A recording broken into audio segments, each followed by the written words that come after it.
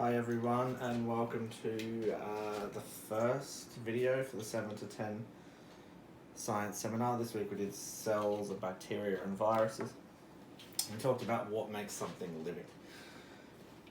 It's fairly obvious when you look at a rock and you look at a tree, one's living, one's not. But when you're taking things like viruses, which definitely appear to be living, versus something like bacteria, again, they kind of look the same, but there's some key differences. So we're looking to see if something's living. We look for 7 things. I'm not sure I'm going to write all those things on the whiteboard, because you can hear me, you don't need to see me write them.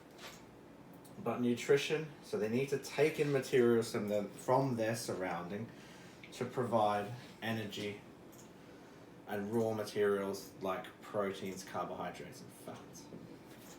Have to respire. We're not talking about breathing here. We're talking about the release of energy from foods inside cells using a variety of mechanisms, not breathing. There is a distinction there. So cellular respiration is producing energy from food inside the cells. Living things should move. I mean, trees can't move. On a cellular level, they can. Bacteria have little flagella, and they can swim along. If you put them in water in a petri dish, they'll swim towards nutrients and growth factors. Excretion, so excrete waste products from chemical reactions. So plants take in carbon dioxide and breathe out oxygen, and we obviously, for our urine and other things, get rid of our waste that way. So growth, living things should grow, and that doesn't mean get bigger, that can mean make more cells or divide into other cells.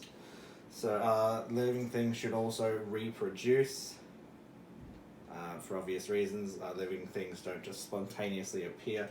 Up until maybe 60, 70 years ago, we used to think that our specialized cells used to just appear. We obviously know now that it's stem cells.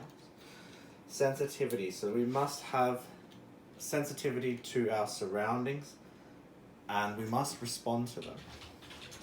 So light, temperature, water, chemical substances, being burnt are examples. So they're the 7 things that something needs to have to be living.